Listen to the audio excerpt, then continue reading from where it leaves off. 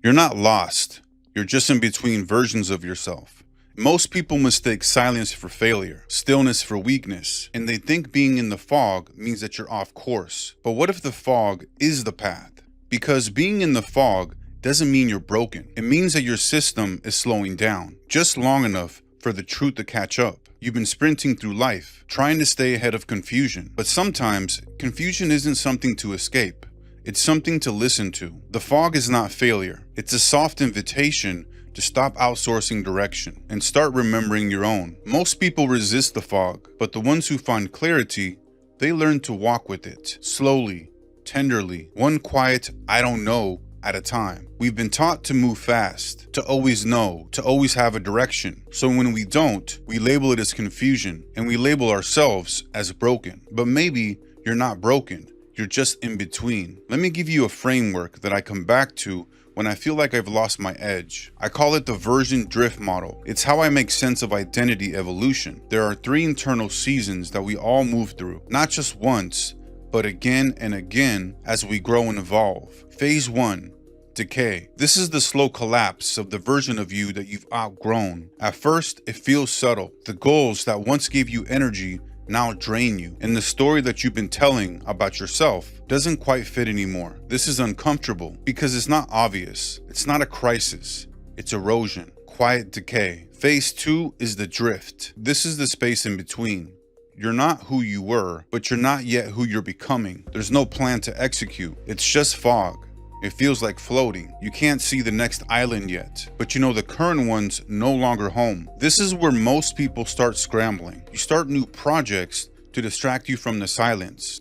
You rebrand your entire identity on a random Tuesday. You download 5 new Notion templates because it feels easier to organize your chaos than to sit inside of it. We've been taught that movement equals progress, but in the drift, movement without listening just takes you further from yourself. What looks like productivity is often just panic dressed up as strategy. But if you pause here, if you breathe, you might notice that the panic isn't about being lost. It's about being seen without the mask of a plan, reaching for any identity that gives you a sense of momentum again. But grasping doesn't produce clarity. It just delays it. The drift is sacred, but only if you let it be.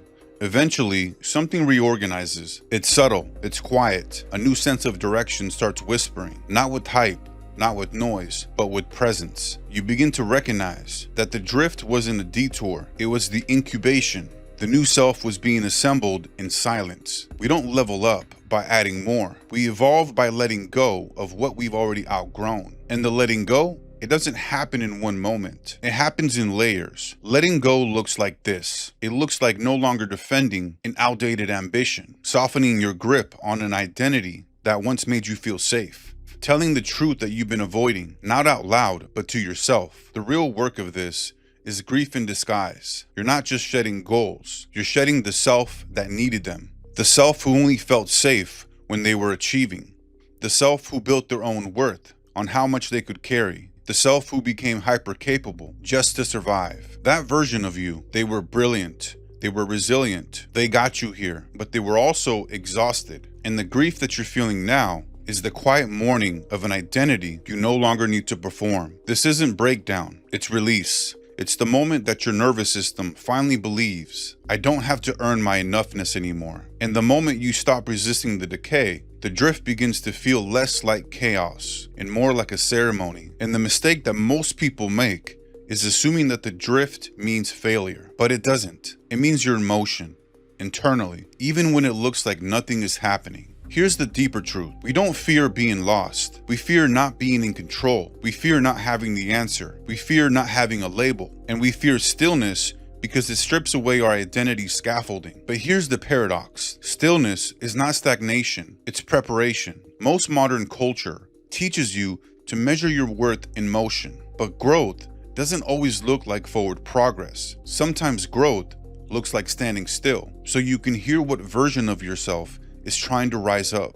Let me offer you this. The drift isn't where you lose yourself. It's where you shed the noise that was never really you. It's in the drift that we grieve old identities, forgive our urgency, relearn presence, and make peace with the pause. So stop trying to rush clarity. It doesn't arrive on command. It arrives on readiness. In the drift, The work is not to accelerate, but to decipher. You start noticing which thoughts are yours and which were inherited, which desires are sacred and which are social, which voices in your head are actually you, and which are survival scripts. Some of those voices are loud, demanding, urgent, convincing, but they were built in environments where urgency meant safety. Other voices are softer, almost imperceptible. They're the ones speaking truth. Your job isn't to silence their noise or find the right voice. It's to notice the tone of each one and to ask, is this voice rooted in fear or in the future? This is the moment that your mind stops running the show and your awareness takes the mic. This is where presence gets hard, because silence starts revealing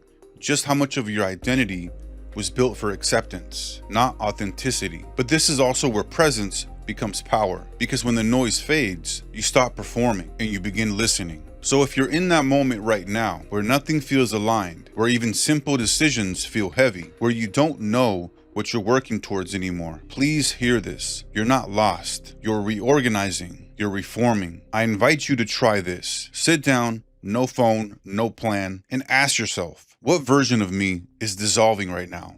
What version of me is forming in the distance? What would my future self thank me for enduring in this moment? Write it down or do a voice memo and sit with it. The answers are not external. They never were. They'll come from within. You don't need to figure it all out. You just need to stop lying to yourself about being behind. You're exactly where you're supposed to be, in between. There's no prize for rushing out of in between. There's no gold star for pretending that you're clear. This season is not a setback. It's a sacred neutral where you get to dissolve without explaining yourself to anyone. So don't fill the silence with strategy. Don't fill the fog with noise. Let yourself not know. Let yourself float. Let yourself breathe without trying to fix the air. That's where the next version starts to whisper. So if you're in this moment right now where things feel undone, unclear, floating, just remember, you're not lost. You're just in between versions of yourself. And that in between might be the most important place you've ever been. Most people never stay here. They distract, they decide, they design new futures just to avoid being in limbo with themselves. But this moment, the space between versions, isn't a waiting room, it's a womb. This is where the next version of you learns to breathe. You don't have to rush the forming. You just have to trust that something real is being built in silence.